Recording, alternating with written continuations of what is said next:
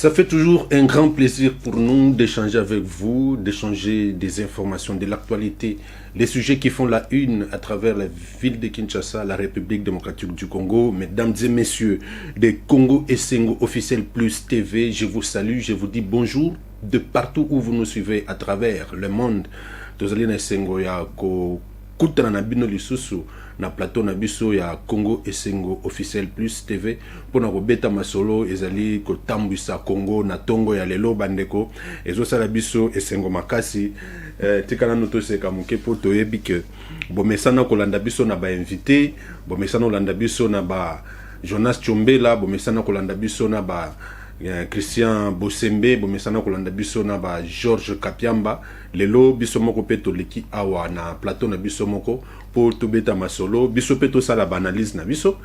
et ça la vraiment bien, ça la vraiment bien au l'air au télé na ba coin to discuter na bato ya nzela ba confondre biso na ba parlementaire de coup tika biso toponi na biso etano na biso plateau na biso ya Congo Esengo Officiel Plus pour que tout ça la paix banalise oyo et ko permettre bino bo comprendre lo lengeni ni Congo ezali ko tambola na tongo ya lelo. Information boyebi bandeko,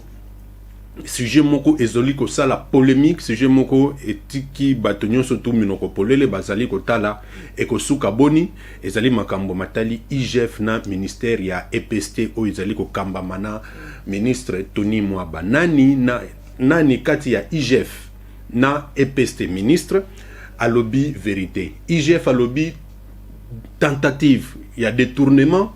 Ministre, il y a EPST à lobby tentative, ezali barando pour akalaki kop mokoboye, il y a inspecteur, il y a IGF. Nani, il y a inspecteur, na ministre azali koloba vérité. Sujet mosusu boye bipe ezali ko sala polémique wanande ba congolais bakangi pema ezali masolo matali seni. Seni nini ezali koleka na seni. Pona nini basi confession religieuse oyo bazali ko kamba mana dodo kamba bakei ko déposer PV na bango kuna na Assemblée nationale. Pona nini Église catholique na Église du Christ au Congo o to bengi ba protestant bango bakeite. Pona nini mais en attendant toyoka ki bandeko na biso ba ndeko ya SCC na ya catholique bango balobaki na lolenge makambo ekendeli bazo senga kaka mokonza mboka Félix Antoine Tshilombo Tshisekedi akata makambo oyo en tant que garant de la nation et ko suka boni awa tanyo surtout batikela ki bango ba prolongation ndenge basengaka ba dérogation ndenge balobaka et si esili tokokende wapi sagesse ya président ya Assemblée nationale et sali oyo kokai ko sala mais tomoni ke bandeko bakomi place bakomi tozali pe lisusu na état de siège nini ezali kolekana na Nord Kivu pe na Ituri ba information ezali koya kuna tozoyeba te sikoyo nani azali koloba vérité ba gouverneur oyo ya mapinga batie wana population ya kuna ba député provinciaux ya kuna to ba député nationaux ya kuna boyebi ke mikoloti koleka ba député nationaux ya deux provinces wana oyo ezali kokamba matango na ngungoyo na ba militaire na ba mapinga ba province mi balewana ba député na bango ba député nationaux ba boyaki kokota na plénière moko e utaki ko salema mikolote koleka balobaki condition na bango avant ba kota esengelaki bayoka ministre ya défense, ministre ya intérieur, ministre ya justice pe bayoka pe banani ba gouverneur oyo ya mapinga ba gouverneur ya Nord Kivu pe ya Ituri baboyaki kasi kotomboka na bango ekomaki tina matoi ya bakonzi ya Assemblée nationale basalaki o bakai ko sala ministre ya défense ayaki kopesa rapport na ye ya intérieur ayaki kopesa rapport na ye ya justice ayaki kopesa rapport na ye finalement batunyo surtout baki kopesa ba rapport na bango epesaki kimia epesaki batunyo surtout moi mayele moko na moko ayebaki lolenge nini akoki ko bakisa moi maele na ye pour que makambo wana ekende liboso mais kasi tozali koyoka na cc ba lobeli ya deux provinces wana na mapinga ezali koyoka na te tokolobela nyonso wana tu gouvernement elobaki esengeli bilei ekita bilei oyo ekokita ezali bilei oyo ba congolais ba kinois baliaka tongo midi pokwa Thompson, Soso, Quiz, Dendon, nani nyonso tubino boyebi mipanzi esengelaki ekita ba représentant ya FEC na gouvernement bavandaki basololaki bayokanaki kasi na ntango tozali kosola na bino toyoki ete eloko moko te esalami bango baboye kokitisa biloko ekomi soki okeyi kosomba eloko okeyi kosomba bakarton na oyo ya biloko akolia bakoyebisa yo kaka somba karton moko soki olingi osomba mibale to misatu to mine mitano bazali kopesa te. Affaire Bin Kikaya akimi, est-ce que mokonzi ya mboka Félix Tshisekedi akomi dictateur lokola Mobutu lokola ba dictateur mosusu toyebi te. Kikaya Bin Karubi na lolenge akimelaki mboka alobi yete mboka eza lisusu na sécurité te pona ba adversaire politique ya mokonzi ya mboka tangu ye azali kosala banalize na ye ezali kosepelisa bakonzi ya mboka te na makambo oyo etalaki ba carte visa nyonso wana tunde ba problème elukelaki ye esengaki ke akimi bisika pe avandi bisika pe abatami eyebani te kasi alakaki alobaki ete mikolo ezali koya akoloba vérité. Bandeko nakanisi ba sujet oyo tokolobela na bino yango wana touti kotangela bino yango awa to bandi na IGF ezali inspection générale des finances. Mosala ya IGF ezali ya kolandela lolenge nini masolo ya mboka, c'est-à-dire mbongo misolo, voilà, ezali kolandela lolenge nini misolo ya mboka ezali kotambola na lolenge ya malamu to na lolenge ya mabe na lolenge ya kanyaka. Bandengo boyebi ete mokonzi ya mboka Félix Tshisekedi tango avant akomi na kiti na ye bokonzi na discours na ye ya investiture alobaka ete na bitumba na ye nyonso tu akobunda bitumba na ye ya liboso kozala kosilisa kanyaka. Bitumba na ye liboso kozala kosilisa kanyaka. Likolo ya kanyaka République démocratique du Congo ekomi bisika oyo tokomi lelo. Kanyaka na lopoto babengi yango corruption. La corruption a mis ce pays à genoux. À cause de la corruption, le pays a perdu et continue à perdre par an. Nambula moko RDC ebungisaka 15 milliards de dollars. Wana ngaite mutalobaka yango ezali ancien ministre de la justice Luzolo Bambi. Luzolo Bambi ayebisaka biso ke na bambongo oyo ezali kokota na kesi ya l'état te nambula moko RDC abungisaka 15 milliards de dollars. Bambongo wana ezokota na ba poche ya bato. Bambongo wana ezali kokende na ba affaire ya ba privé ya ba individu. Conséquence eza nini? Uta Belge kenda kino lelo Congo démocratique ekoki kokende liboso te. Ekoki kokende liboso te pona nini? Corruption ekomaki lokola devise, ekomaki constitutionnalisé. Mutazo zala na esengo tango azali koyiba pona yeye moko a privé ba millions de Congolais. Tokende pa etozonge pa nani na mboka na ye na ndako na ye to bandelango na ndako. Moboti nini akolinga mwana azala corrompu. Moboti nini akolinga bana na ye bazala ba corrupteur. Corruption esilisaka mutu bwanya. Corruption esilisaka mutu mayele. Akobanda kosala makambo na kizobazoba po ayebi ke na suka akosale la corruption, akosale la kanyaka. Mokili moko te ekenda liboso, mboka moko te ekenda liboso na sima ya corruption. Corruption ezali mabe, corruption ezali koboma mboka, corruption ezali koboma bato. Na tango mokonzi ya mboka azalaki nano na kati ya opposition, babandaki koloba ete mabe mingi ezali epa ya Joseph Kabila ezalaki corruption. Tokozwa kaka aspect wana ba makambo ezali ebele ba injustice etali justice. Mais tokolobela kaka corruption. Mokonzi ya mboka Félix Tshisekedi alobaki pombo kekende liboso ezali na bizaleli mosusu esengeli kotika. Bizaleli wana ezali corruption. Parmi ya biloko bizaleli wana tangaki corruption ezali na kati. Bokomona ete mutu oyo azali kotambola na kati ya corruption azalaka na logique ya malonga te, azalaka na vérité te. tango mokonzi mboka lobike esengelaki asala likambo ya corruption bitumba na ye bato ebele babetaki maboko ya solo corruption ezali mabe tokopesa exemple mwana oyo apasaka classe kaka na corruption akomaka na niveau moko akatani asuki moya kosala corruption eza te esengeli mutu na ye esala corruption. C'est un mal. La corruption, c'est un mal qui détruit toute une nation. Yangona bokomona na ba pays organisé, mutu oyo bakangi na corruption. Esengeli a démissionné. Bakangi yo ndenge balobaka na lopoto, la main dans le sac. En tout cas, ce que zali mutu ya bwanya mipesa ka valeur, okoloba te ngai eloko ekomeli ngai yo noki kosala yango te. Ba misusu kutu asi ayibaka kala azalaka na kati ya ba corruption na kala akenda metangu bankete eko salema ezuye soki azalaki na fonction moko boye moto wana ako démissionner parce que ezali dignité mais awe pa na biso corruption to komisaki yango ndembo corruption to komisaki yango musique corruption to komisaki yango lokola G6 corruption to komisaki yango lokola libele mwana azomela libele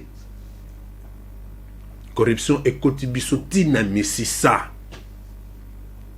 mais sikoyo mokonzi mboka monaki ke akoki komema bitumba wana ya corruption ye moko te avandi atali na lolenge mboka ezali kozala na ba institution nango na ba structure nango aye kotala kezalaka na structure moko ezalaka wana mosala na yango ezali kolandela ba circuit bancaire nyonso tout ba circuit financier nyonso tout lolenge nini mbongo ya leta lolenge nini misolo ya leta ezali kokota na lolenge nini ezali kobima nde mokonzi mboka aye ko pesa makoki na IGF, Inspection Générale des Finances. IGF ebotamina Félix Tshisekedi te. IGF ezalaka kala, ezalaka service moko ekangami, ezali service moko edepandaka na présidence. IGF eye ko bima na mpoasa. IGF ebimi lokola mwana botami sika. Bandeko. Esengelaki IGF wana na tango ya Félix ebima pour que toya koyeba mabenini ezali koleka na République démocratique du Congo bandeko boyebiki toyoka biso nyonso tu ba masolo ke na République démocratique du Congo ezalaki na bakonzi ba détourna ba millions de dollars toyeba yango toyebi makambo ya SNEL boyeba ka dossier moko boye mbongo moko utaka Braza ekomaka na Congo boye ya SNEL ya makambo tali lotiliki 32 millions de dollars ekenda bisika bikenda toyebaka te mutu azwaka mbongo tokoki kotanga kombo na ye te me toyokaka tozali koloba awa boyebi makambo ya mbongo ya Bukangalonzo tozali koloba awa boyebi ke mbongo moko pe ebimaka pona kosala aéroport ya sika na ngambo ya Njili kuna tozali koloba boyebi scandale oyuti kobimakala mingi te ya ba carte visa oyo bakonza mboka moko ya régime ya kala na régime ya sika bazali na droit ya kobendaka na trésor public 50 000 dollars na sanza moko soki IGF oyo tozana yango lelo te soki ezalaka te est-ce que tongaki toyeba makambo wana na kosekisa bino nga nazalaka na moninga na nga moko alobi ye abanda kondima makambo ya porte-monnaie magique abanda na ekondima pona nina bando ndima bongo apesi ba masolo abetelinga du solo alobi nazalaki na camarade na nga moko ye bokoki kobanda na ye komela masanga ndenge ezalaka ambiance bozali komela bozali kolia mais ye poshi na ezalaka kaka ya kotonda akobima kaka balobi mama sanazo ya nakena kosola mwa lisolo moko boye tango kende azongi boye mwa 200-300 dollars mwa 200-300 dollars master wana tindenga bandomela ba masanga azolia bilei na sa motema bazolo bakaka ke c'est que masolo porte-monnaie magique ezalaka en fait masolo porte-monnaie magique okiko zala na yango mais masolo pe ya ba carte visa ezali ezali bakarte oyo babanda kopesa kaka na bakonzi moko boye na bafamille na bango bakendaka oyo bato mosusu balobaka ke mur ezali kosanza mbongo akei na carte wana kotisi yango na mur abendi mbongo il faut ekoka $50,000 na sanza moko IGF aye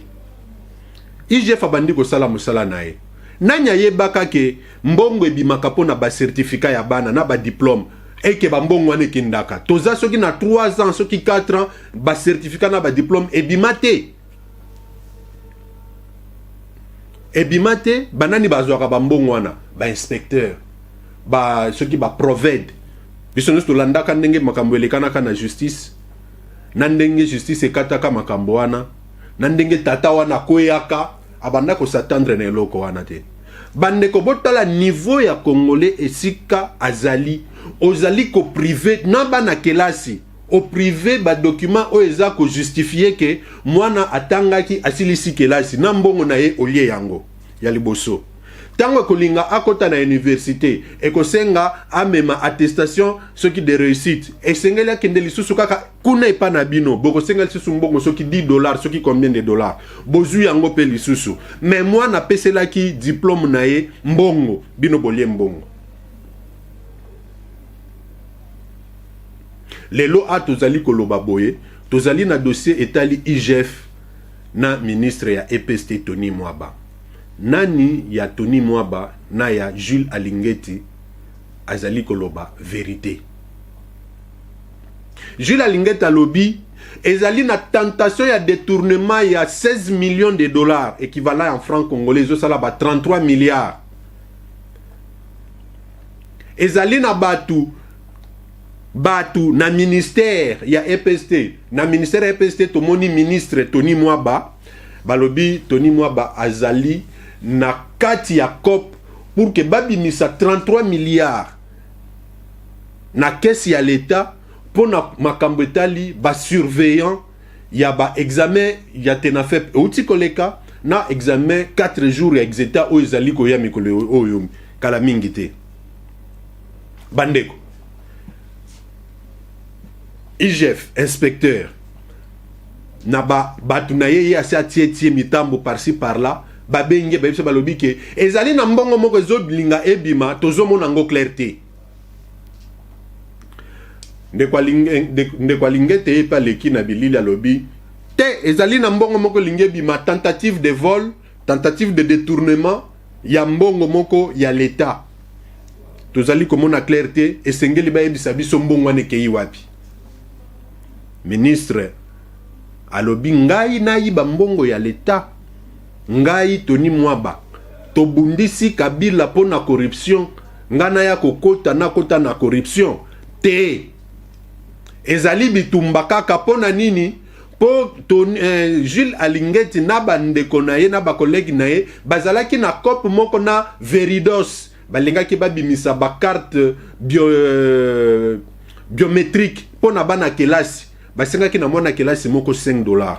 eke mbongo esengelaki ebima 2 millions yende tango ayoki masolo wana abengi moninga na ye ya finance ayebisa lobiki aske oyebi makambo oyo ya 2 millions po na ba carte biométrique po na bana kelasi alobi ye ablokaki COP wana po na ye makambo oyo Alingeti azali koloba na bilili ezali po na kosambwisa ye po ye Tony Mwaba abloke COP na ye bandeko nani azali koloba vérité nani azali koloba lokuta esoki wana te ba vérité mosusu ekobima eke makambo wana mutu aliboso abandaka yango Musemena ministre ya EPST ya kala lelo akoma député national Musemena na yebi ye nasala ba reportage na ye ebele makasi Musemena zoka nde makambo Veridos ebanda depuis Musemena eye kokoma ti na Willy Bakonga elongwe ba 2 millions elongwe ba 16 millions eye kokoma ba $130 millions esengelaki ebima pona kosepelisa Veridos na minute tozali koloba tozoyeba te nani ya Alingete na Tony Mwaba nani azali koloba vérité mutazoloba vérité zoyeba na te Moutazolo ba vérité ezoye banate. Nena lobby vérité. Et comme bitumba. Tony Mwaba o bazo benga les meneurs en toge. A lobby lokola. Jules Alingete. A lobby ete ye a détourné mbongo. A komema makambo wana na justice. A komema makambo wana na justice. Mais tokende pai tozonge pai bato bakoki ko critiquer na bango pouvoir o ya lelo ya Félix Tshisekedi ba misusu bako betela kaye maboko ba misusu bako wolo la kaye mais tokende pa tozonge pai depuis que IGF ezali wana bandeko tozali komona clair tokomi koyeba ke mbongo moko lingaki ebima ba bloquer a tozo solana bino eza na conseiller financier ya ministre Kipulu je crois conseiller financier na lobby azalaki akokangama na ebite ti sikoyo soki azaka kakuna oui bakangaki ye pona nini bakende kobimisa mbongo na ndenge ya na ndenge ya mabe na ndenge ya détournement conseiller financier ya ministre akangami ba million après batu mosusu batuni mais ba congolais bayiba kaka ba million nanu toyoka te ke bakangie po ayiba ki 10 000 kaka ba million botala lolenge nini makambu oyo ya corruption esi ekotaki na makila ya ba congolais soki mutu akomi na pouvoir alobi biso pe tour na biso ekoki tour na bino ekoki tour nini akoka ko expliquer yo te tour na bino ekoki mais tour nini akoka ko expliquer bino te mutu mosusu na se akwiti ndako yebisa lobi ke oh biso pe tour ya koyibe kokiti ah bango bayibi bambongo biso mbeto ya tosalela ba congolais biso pe sengeli nanu toyiba totonga tokende bapoto aprende te bandeko bomoni Congo na 1960 tozalaki ndenge moko na Corée na Chine na Afrique du Sud oyo ba Sud Afrique to bazalaki na sima mais 60 ans après biso tozongi lisusu neti ndenge Léopold ayaka kokuta biso eloko tozosala biso différence ezaka ka ba étage o ba Belge batongela biso esili mais makambo nyonso ezosalema na Congo soki likambo esalami eke bolingi bolandela likambo ya mbongo bokoyoka kaka ke mbongo ebimaka boye mais mosala esalamaki ya boye boyebi hôpital ya cinquantenaire mbongo ebimaka combien toyoka kaka ke ebimaka 200 millions de dollars mais mosala esalemaka ezalaka combien 90 millions de dollars 110 millions de dollars ekenda wapi point d'interrogation ngai nayoka ke mokonzi moko ya mboka awa nakotanga kombo ya motu te mokonzi moko ya mboka awa bapesaka ye mbongo pona 5 chantier na province na ye natangi ka kombo ya province wana natango wana ezalaka bandundu avant ezala décentralisé mokonzi ya mboka wana bapesaka ye 250 millions de dollars pona makambo 5 chantier kofongola banzela kaka mokonzi wana zwa mbongo wana atia yango na poche akomi kodondwa akomi kovimbana na nzela bandeko 250 millions oyo eza pona bien général pona intérêt général mutu moko azwi yango nayebi te esakaka ba avion nde nanto yoka te ke yo asombaki avion po bayebi ke baobloke yango mais bakenda ko investir na ba paradis fiscaux nsika libanda bisika kuna bazalaka na ba intérêt ya makasi te na lolenge wana IGF ezalaka depuis kalati IGF eza institution ebandi lelo na Félix Tshisekedi te ebanda kala mais IGF atirala kosala musala boye te a tozoloba na bino boye IGF asi akoma ko renflouer ba caisse ya l'état borondima te hein na minute oyoko ba information tozali na yango trésor public eza ya ko vimba na minute tozosola na bino ministre nyonso tu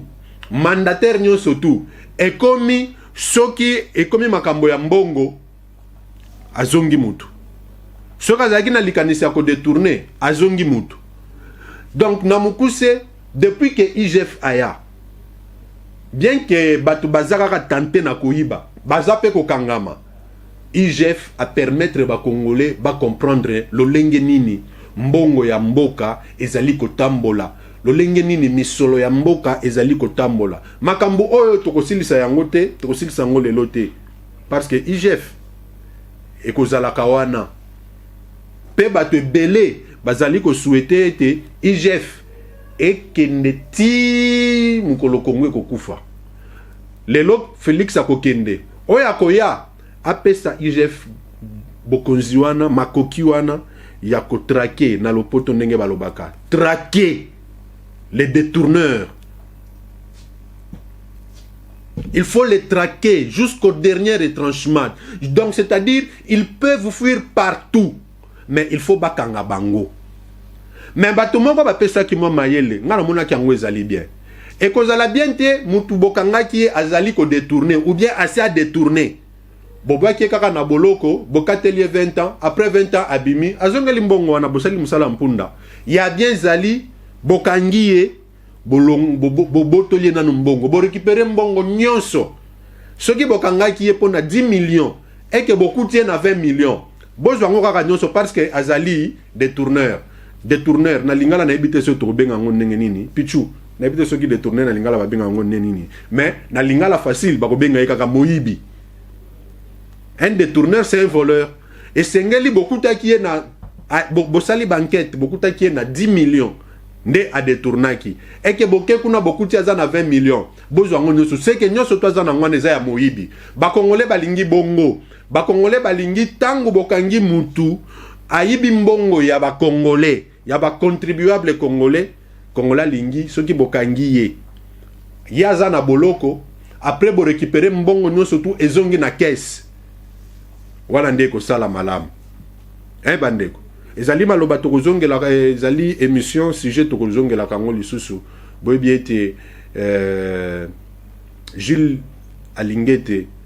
azali pe sous pression ba ebisiye asala makambo na ndenge esengeli justice ezala ya solo ezala équitable esengeli lolenga azali ko traquer bato ebele azali ko traquer ebele bazaka ya régime ya Kabila oyo uti koleka mais balobi ebele pe na régime oyo bazali dossier ya ministère ya santé na tango ya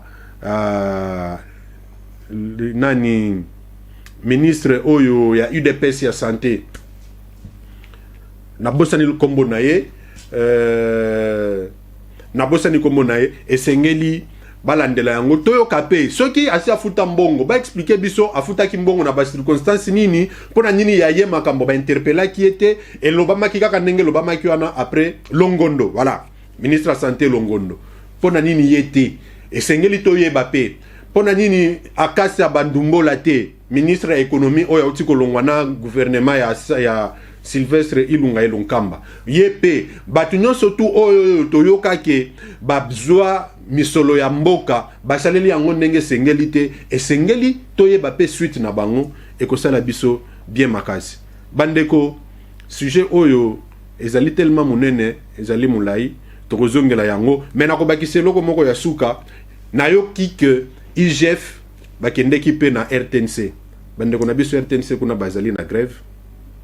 tango bakomaki na RTNC bandeko nyonso tu ya RTNC bakotaki panique donc mutu nyonso tu ayebi ke azana maboko o balobaka na lopoto le main sale ayeba ke IGF akolandela ye nyonso na tu ezali à suivre tosepeli bandeko ndenge bozali kopesa biso confiance na télévision na bino Congo Esengo officiel plus télévision bozala wana ebele bosana te ko s'abonner bosana te ko benda batu bolandaka ba émission na biso boko sepela